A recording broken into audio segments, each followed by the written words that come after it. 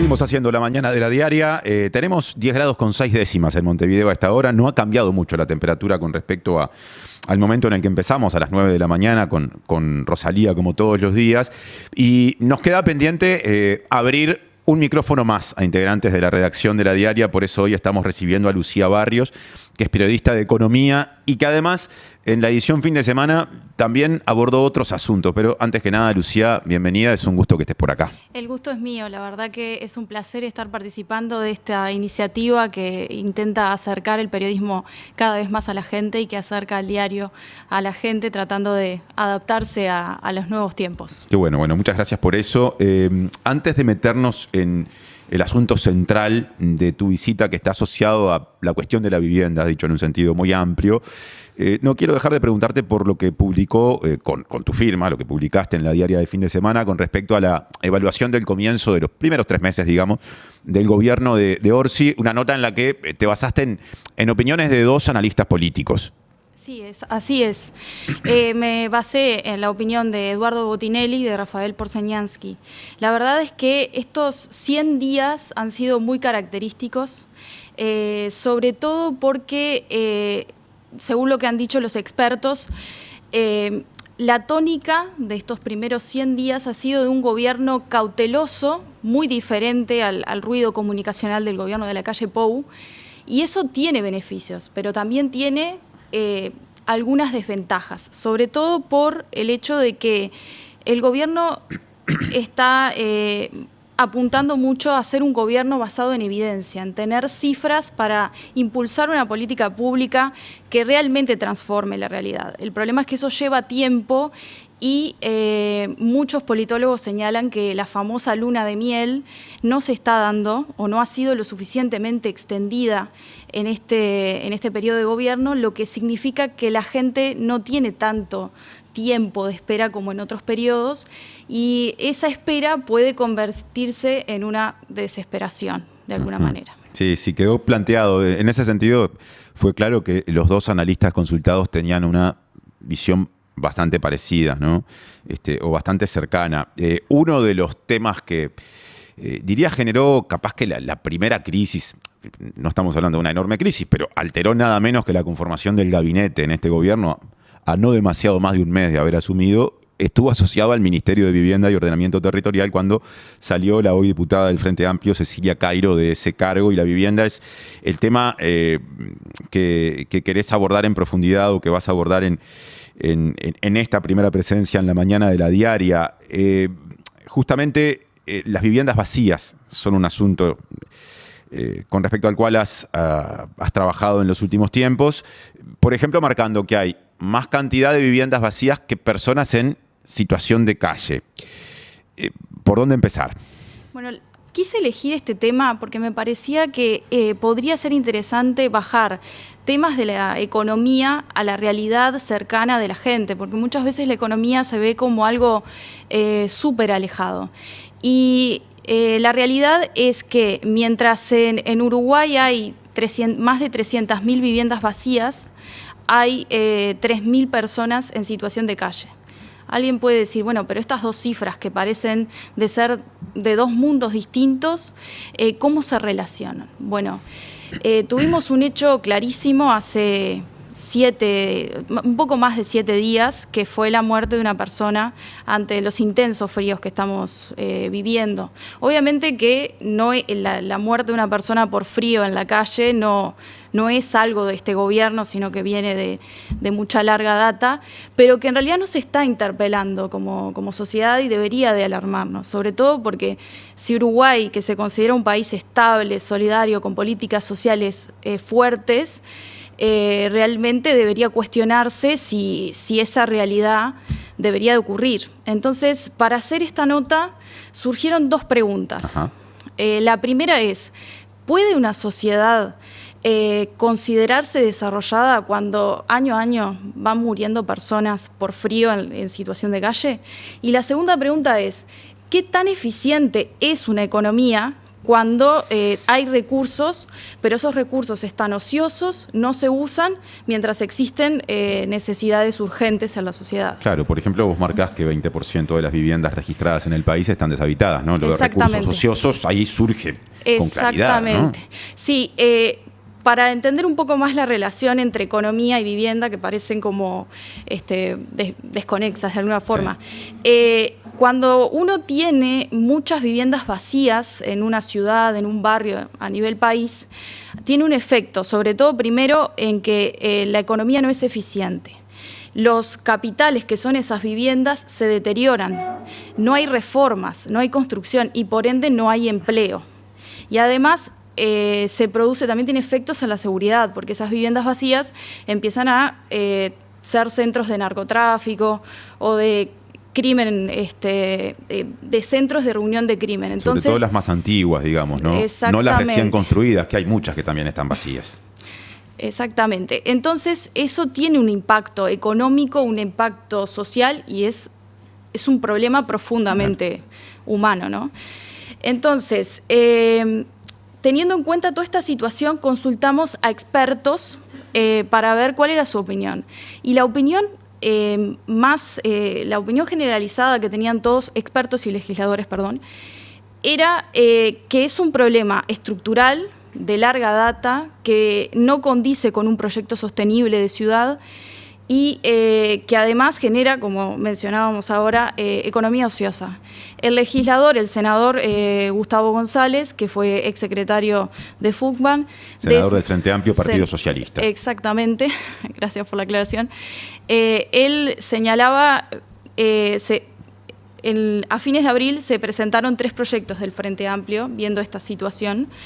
Y él señalaba que lo que intenta el Frente Amplio con estos proyectos es tratar de recuperar más o menos un 20-30% de esas viviendas ociosas para que el Estado pueda tener políticas habitacionales.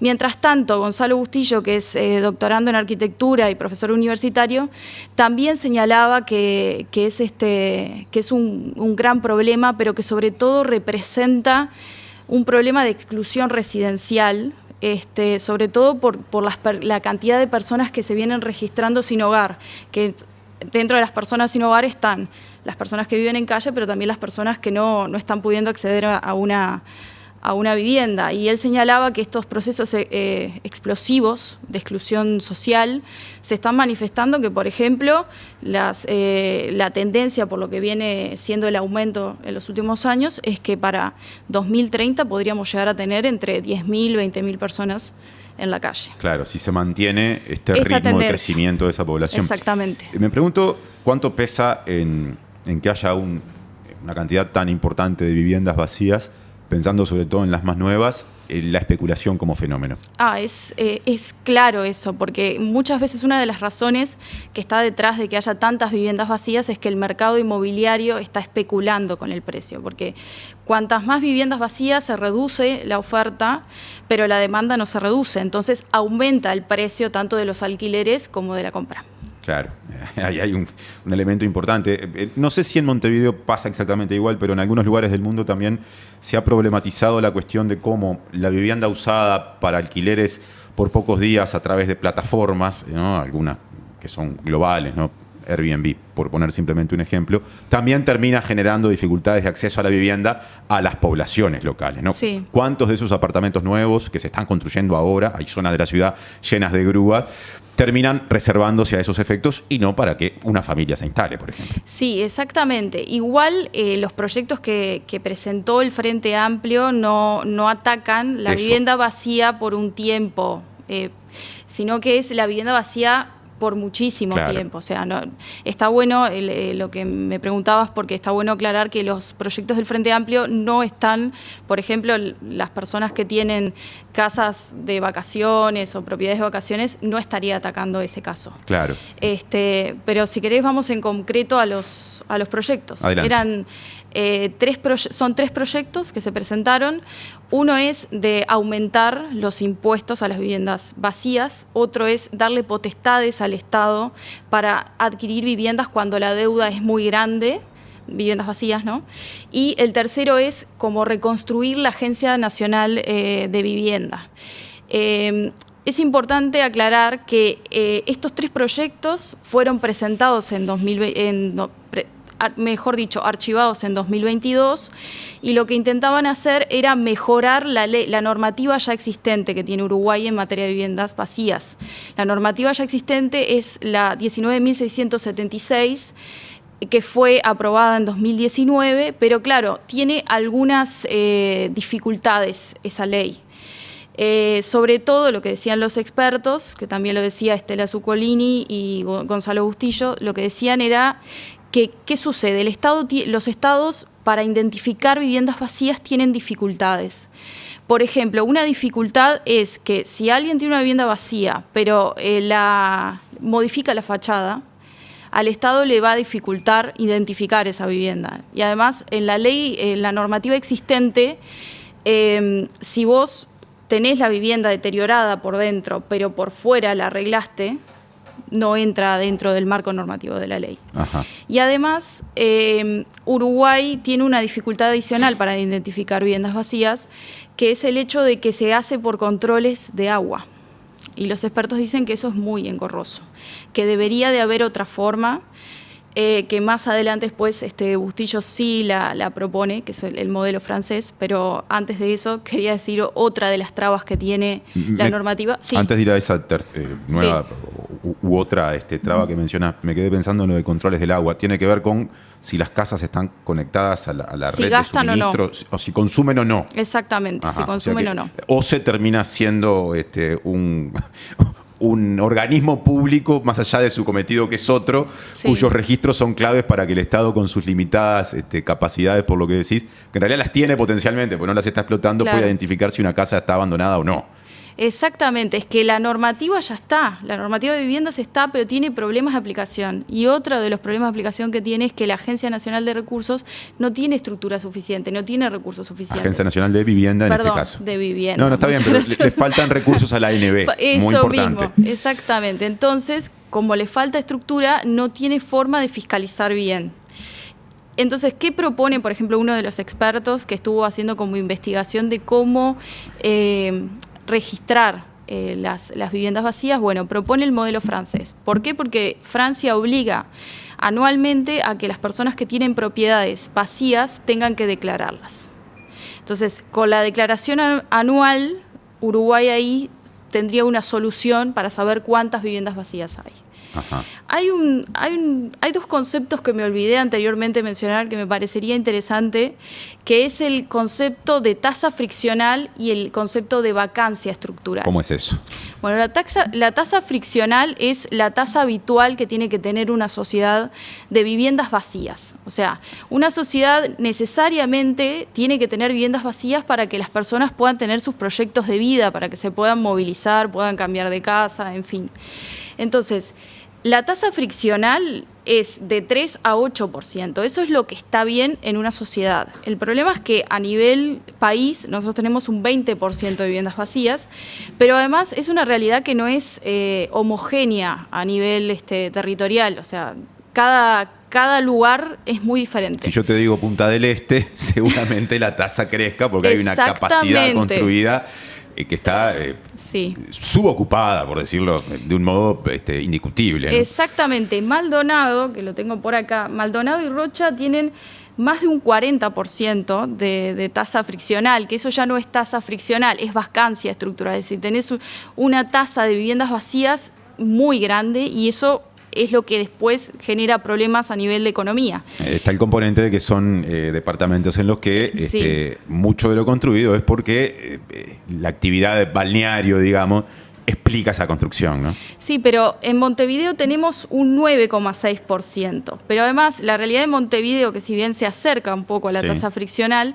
la realidad de Montevideo es muy diferente según el barrio que vayas. Por ejemplo, Ciudad Vieja tiene un 18%. En la película de guerra reciente hay un pasaje de la película que se dedica a hablar de eso en Ciudad Vieja en particular. Exactamente. Y si te fijas, un 18% de la tasa de la vacancia estructural ya sería, implica que es 2 veces, casi 3 veces lo que en realidad debería ser. Entonces ahí en Ciudad Vieja empieza a aparecer una luz roja de los impactos económicos que tiene sobre la zona, ¿no? Claro. Y después, por ende, por sobre la ciudad. Bueno, el experto Bustillo decía que cuando hay una tasa de más de 8%, lo que está sucediendo es que se expulsa a la gente del barrio. Y eso es un gran problema.